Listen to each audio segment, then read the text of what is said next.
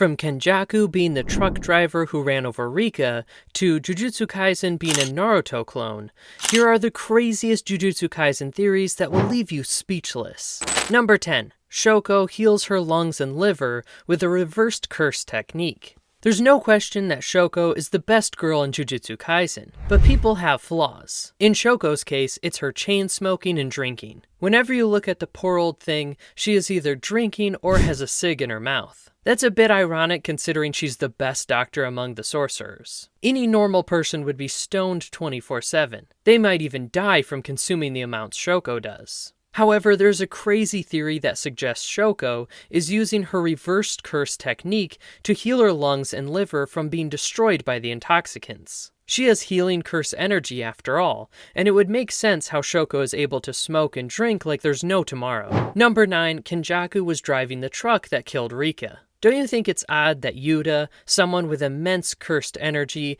and a distant relative of the Gojo clan, was coincidentally playing with Rika the same day she happened to get run over by a truck? Well, one wild Jujutsu Kaisen theory is that Kenjaku was driving the truck that killed Rika. Source, trust me bro. Now hold on a minute before you burst out laughing. If there's one thing about Jujutsu Kaisen, it's that there are no coincidences. If Kenjaku can spend 1,000 years sending sorcerers into a coma, give birth to Yuji as a vessel, and hijack Geto's body, he sure as hell can also orchestrate Rika turning into the queen of curses. While this theory is just superstition at this point, Kenjaku being responsible for Rika's transformation wouldn't be impossible. As for why he'd want that, maybe Kenjaku wanted to create and possess something that could defeat Sukuna if he ever were to go out of control after his revival. We could spend hours naming motives, but that would lead us nowhere. So maybe it's best if you just keep this one in the back of your mind and chuckle from time to time when you're bored.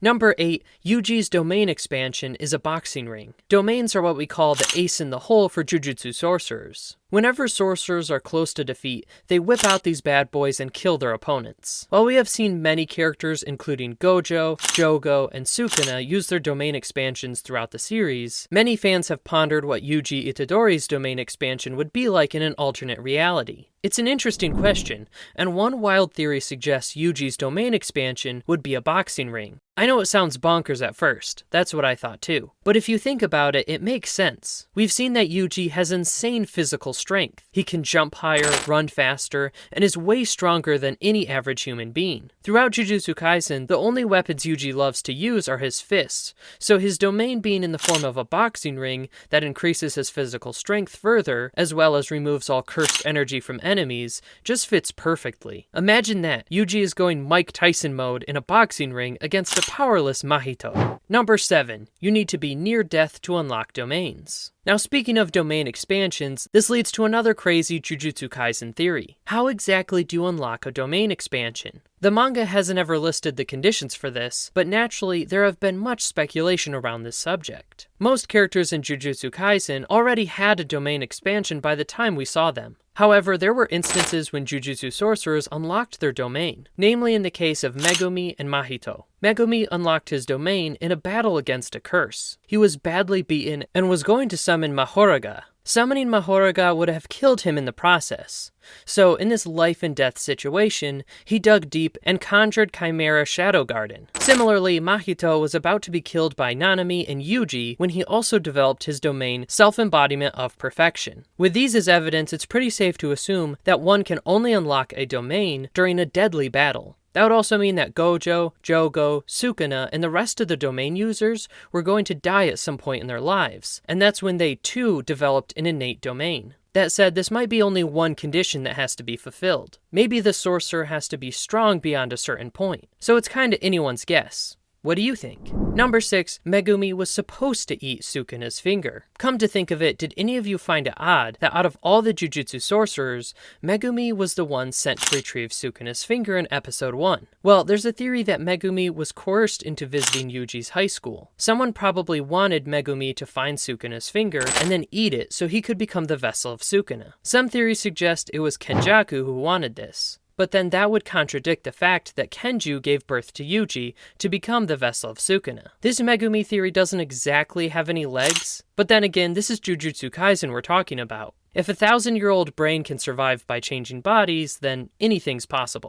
Number 5, Jujutsu Kaisen is a Naruto ripoff. So a big brother mentor, Gojo, who has a blindfold on his eyes, while the other guy has a band covering his mouth. The MC, full of hope, that has an ancient spirit inside him. The depressed loner side character. The busty female lead. I mean, you've got to admit there's something here, right? Jujutsu Kaisen's Kamo, Zenin, and Gojo clans, Naruto's Uzumaki, Senju, and Hyuga clans. The fact that there's an energy called chakra in Naruto and cursed energy in Jujutsu Kaisen. There are a lot of similarities between the two anime. Of course, Jujutsu Kaisen is its own thing, so calling it a ripoff would be very harsh. But that said, it's pretty likely that JJK does take some inspiration from Naruto. Number 4, Gojo and Nobara are related.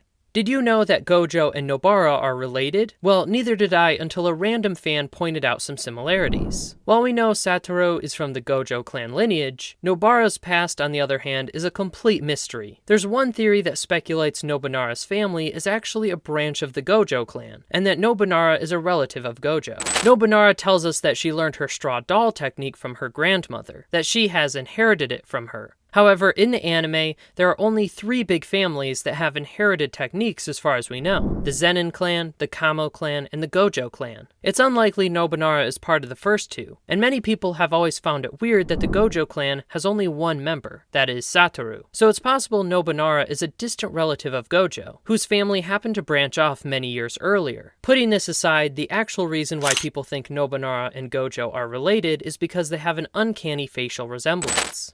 I mean, just look at their faces side by side. They look like twins minus the hair color. Number 3, Mayay and YuYu are Gojos. Talking about ties with Gojo, there's another interesting hunch that Mayay and YuYu might be members of the Gojo clan too. For starters, obviously, Satoru, and they all have white hair. But we will never find out which family Mayay and YuYu are from. Gojo seems to be super friendly with Mayay, their hair color is similar, and they also seem to share narcissistic tendencies. If you look at Megumi, his name should be Megumi Zenin, but he took his father's name Fushiguro instead. So while he is technically a part of the Zenin clan, he isn't an active member. Mayay and YuYu could have a similar relationship with the Gojo clan, and might not be active members of the clan anymore, but still show up if Gojo or the Sorcerers need their help, provided they can cough up $1 million. Number 2, techniques define the Sorcerer. The next theory about Jujutsu Kaisen is going to intrigue you quite a bit. It's about how cursed techniques define a sorcerer's personality, and not the other way around. For example, Todo's Boogie Woogie is a technique that would only be best used by someone with great athleticism, someone who'd love to dance around and is really flexible. Todo loves music, the idol Takada, and working out. And that's everything needed to control Boogie Woogie perfectly. But liking music isn't something you force yourself into doing. It's something you feel you like. And that's what this Jujutsu Kaisen theory is suggesting. It's that techniques determine a sorcerer's personality and his likes and dislikes. Mahito's soul distortion makes him mentally unstable. Gojo's limitless and 6 eyes make him prideful, and he considers himself the chosen one. Jogo has the disaster flame innate technique, and as such, the technique has made his body develop a volcano head. When you think about it, there is plenty of evidence that supports the theory of techniques being responsible for molding the sorcerer and not the opposite. Maybe you've noticed Jujutsu Kaisen characters that fit the bill. Number 1, Piercing Ox can defeat Mahoraga.